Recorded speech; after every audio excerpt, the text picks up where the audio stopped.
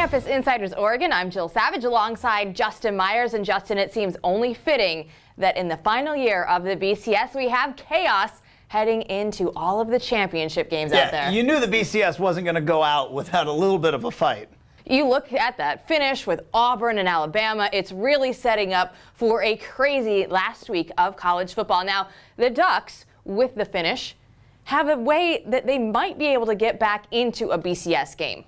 Yeah, there's all sorts of scenarios out there, and with the BCS, you have to grab your abacus, grab your calculator, because we're going to have to crunch some numbers. We're going to have to look at who travels well. We're going to have to look at BCS standings, because there's only a couple of ways for Oregon to get in. But in my opinion, when you look at all the scenarios, it starts on Friday. Northern Illinois against Bowling Green in the MAC championship game.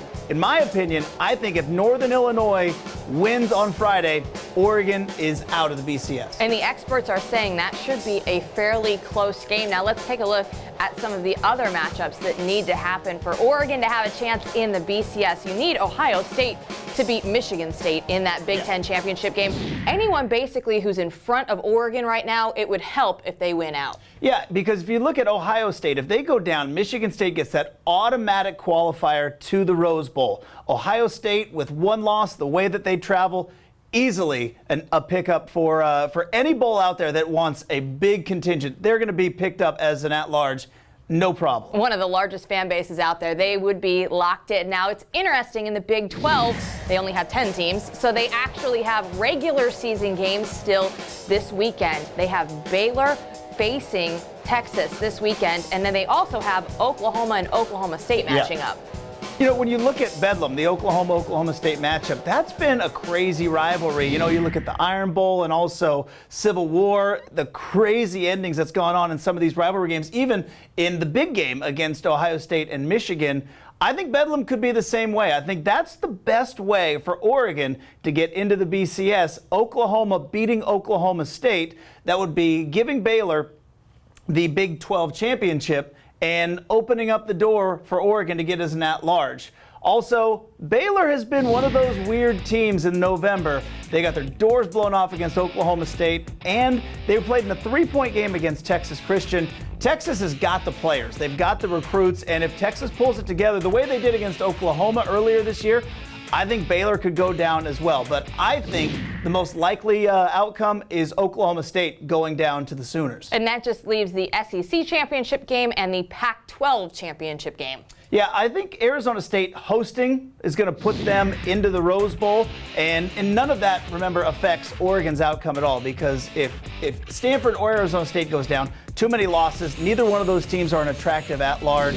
And also in the SEC, Alabama is out there at 11-1. They're getting picked up as an at-large first. The Orange Bowl is going to gobble up the Crimson Tide, so whoever wins the SEC championship game automatically goes to the Sugar Bowl, and that eliminates the SEC. So neither one of those championship games affect Oregon at all.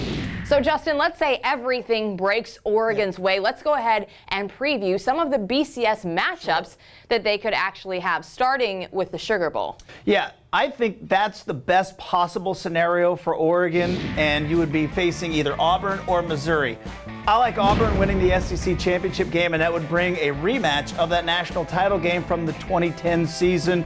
You would have two first-year head coaches, offensive-minded head coaches, and I think for Oregon, the best possible matchup. The Orange Bowl could still be an option for the Ducks as well. Yeah. You have to break out those "We Want Bama" shirts again, even though I think a lot of those were gone about a month ago. I'm not sure that's the best matchup for Oregon. Alabama, a power running team. We saw Oregon's struggles against Stanford and just the run in general in the entire month of November. I think that would be a real struggle for the Ducks, but they would get their wish that they wanted back in October. We want Bama? Well, you might have it in the Orange Bowl. And then, of course, the Fiesta Bowl. The Ducks are very familiar playing there last year against Kansas State, and then in the 2010 National Championship game against Auburn, but that looks like it's still on the table as well. It's still there. I think that's probably the least likely of all the bowl games, simply because Oregon was there a year ago, and I don't think a lot of Oregon fans would be willing to travel. But let's just say that the stars aligned and Oregon ends up playing either Baylor or Oklahoma State in that Fiesta Bowl. That would be the most entertaining game if Oregon get their offense back on track. Marcus can get his knee back healthy.